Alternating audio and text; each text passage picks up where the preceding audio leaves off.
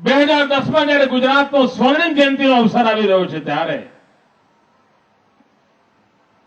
પ્રત્યેક નાગરિક કોઈને કોઈ સંકલ્પ કરે. ત્રિનેત્રેશ્વર મહાદેવના ચરણોમાં બેઠા છે ત્યારે મનમાં કોઈને કોઈ સારો નિર્ણય કરીને જઈએ કે હવે હું અમુક ચીજ કરીશ અથવા અમુક બાબત નહીં કરું. તમે જોજો તમારા આખા કુટુંબના જીવનમાં બદલ આવી જશે, તમારું જીવન બદલાઈ જશે. અને મેળામાં આવ્યા છે, માલ્યા છે આનંદ 2-5 કલાકનો, 1 દિવસ કે 2 દિવસનો નહીં. એ આનંદ જીવનનો આનંદ બની જાય, જીવનના સુખનું કારણ બની જાય. અને કુટુંબનો પ્રત્યેક વ્યક્તિ કોઈને કોઈ સારો નિર્ણય કરે ઈશ્વરના દરબારમાં આવીને કે આપણા ગુજરાત, ગરવી ગુજરાત, આપણું વાલસમું ગુજરાત, આ વાલસમા ગુજરાતને 50 વર્ષ થવાના છે એના નિમિત્તે હું મારા જીવનમાં આટલું કરીશ.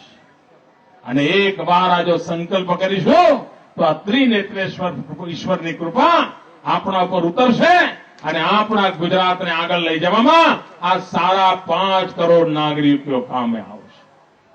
એક નાગરિક એક કદમ ઉઠાવે, ગુજરાતના 5.5 કરોડ કદમ થઈ જાય. અને જે રાજ્યના 5.5 કરોડ કદમ આગળ નીકળે, દુનિયાની કોઈ તાકાત, કોઈ બોમ્બ ધડાકા, કોઈ આડેડાઈઓ આ ગુજરાતની પ્રગતિને રોકી ન શકે.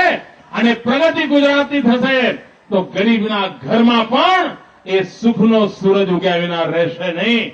એટલા માટે મેળો તરણેતરનો હોય, ત્રિનેત્રેશ્વર મહાદેવના આશીર્વાદ હોય, રંગબેરંગી વાતાવરણ હોય, ત્યારે ગુજરાતની આવતીકાલના રંગબેરંગી સપના જોઈને આપણે બધા આગળ ધપીએ.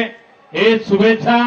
આ વખતે આ તરણેતરના મેળામાં પહેલીવાર રાજ્ય સરકારે પશુપાલનનો પણ એક કાર્યક્રમ કર્યો.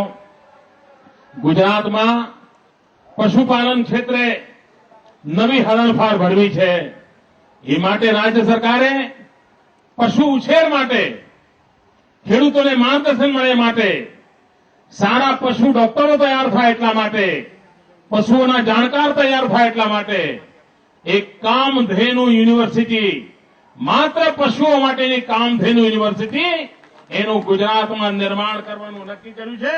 અને એનો લાભ આવનારા દિવસોમાં ખેડૂતને મળવાનો છે. કારણ ગુજરાતે શ્વેત ક્રાંતિ કરી છે, પરંતુ તે અટકવું નથી. હજુ એમાં હરણફાળ ભરવી છે. અને હરણફાળ ભરવા માટે આ કામધેનુ યુનિવર્સિટી એક મહત્વનું પાસું બની રહેશે એવો મને પૂરો વિશ્વાસ છે. ફરી એકવાર આપ સૌને આ તરણેતરના મેળાની ખૂબ ખૂબ શુભેચ્છાઓ. જય જય ગરવી ગુજરાત, જય જય ગરવી ગુજરાત, જય જય ગરવી ગુજરાત.